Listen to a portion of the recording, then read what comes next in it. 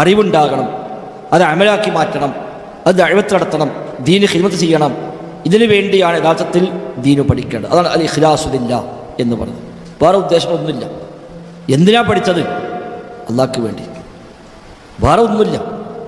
ഈ പഠിച്ചോളൂ എന്ത് കിട്ടും വെച്ചാൽ പരലോകത്ത് കൂലി കിട്ടും, നമ്മുടെ അഖീദ ശരിയായി കിട്ടും, എൻ്റെ അമലുകൾ ശരിയായി കിട്ടും, എനിക്കത് പ്രകാരം ശരിയായ വിശ്വാസിയായി ജീവിക്കാൻ കഴിയും. ഞാനുമായി ബന്ധപ്പെടുന്ന പരിസരങ്ങളിൽ വലുതുമൊക്കെ പകർന്നു കൊടുക്കാൻ പറ്റിയാൽ അൽഹംദുലില്ലാ അതൊരു ഇരട്ടി ലാഭവുമാണ്. ഇതായിരിക്കാം ദീന് പഠിക്കാൻ മുന്നോട്ട് വരുമ്പോഴുള്ള അസ്ല് ഉദ്ദേശം. പക്ഷേ ഈ വഴിയിലേക്ക് ഇറങ്ങുമ്പോൾ ആദ്യം ഇഖ്ലാസ് ഉണ്ടാവുകയില്ല.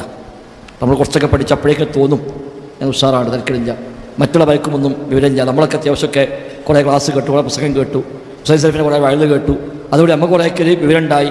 നമ്മൾ നാട്ടിൽ ചെന്ന് നോക്കുമ്പോൾ നമ്മളായിട്ട് ബന്ധപ്പെടുന്ന പലർക്കും ഇതൊന്നും അറിയില്ല.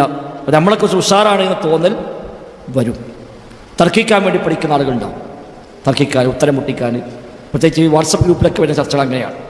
അവിടെ പലപ്പോഴും നമ്മളെ ഷഹ്വത്ത് തീർക്കാനാണ് ചർച്ച എടുക്കുന്നത്. മറ്റൊരു വോയിസ് ഇടും, അപ്പോൾ ഇതിന് വലിയ വോയിസ് അങ്ങോട്ട് ഇടും, പിന്നെ അതിന് വാശിയായി അതിനു വേണ്ടിയാണ് പിന്നെ ഓൻ അന്വേഷിച്ചെടുക്കുക. ഇതിന് ഹദീസുണ്ടോ ആയത്തുണ്ടോ അന്വേഷിക്കൽ, ഓന് മറുപടി എടുക്കാൻ വേണ്ടി. അതായത് നമുക്ക് പഠിക്കാൻ വേണ്ടിയല്ല. അതല്ല യഥാർത്ഥത്തിൽ അൽ ഇഖ്ലാസു ലില്ലാഹ്. പടച്ച റബ്ബിന് വേണ്ടി മാത്രം ആകണം ദീന് പഠിക്കുന്നത്. അപ്പോൾ ഒന്നാമത് നമ്മളെന്തിനാണ് പഠിക്കുക വെച്ചാൽ നമുക്ക് വേണ്ടിയാണ്.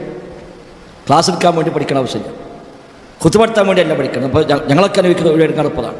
നമ്മളൊക്കെ ആകെ വായിക്കൽ ഒരു പ്രോഗ്രാം ഏറ്റാൽ അതിന് റെഫർ ചെയ്യാൻ വേണ്ടി വായിക്കും, ഒരു ഖുത്ബ ഉണ്ടെങ്കിൽ അത് റെഫർ ചെയ്യാൻ വേണ്ടി വായിക്കും. അല്ലാതെ നമുക്ക് ഇൽമുണ്ടാകാൻ വേണ്ടി വായിക്കുക എന്നുള്ളത് പൊതുവേ ഇല്ല.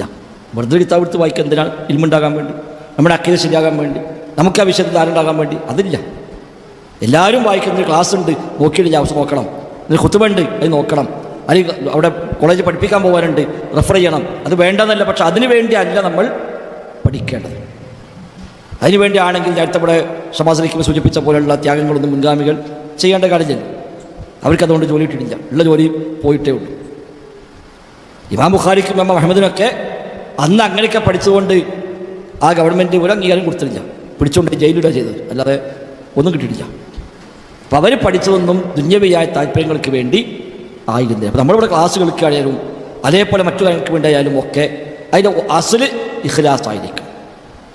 പക്ഷെ മാനുഷികമായ പോരായ്മകൾ ഉണ്ടാവും. ഇമാം അഹമ്മദ് പറഞ്ഞു, ഞങ്ങളൊക്കെ പഠിക്കാൻ തുടങ്ങിയപ്പോൾ ഇഖ്ലാസ് ഉണ്ടായിരുന്നില്ല, പക്ഷെ പഠിച്ച് വന്നപ്പോൾ ഇഖ്ലാസ് ഉണ്ടാവൽ നിർബന്ധമായി മാറി.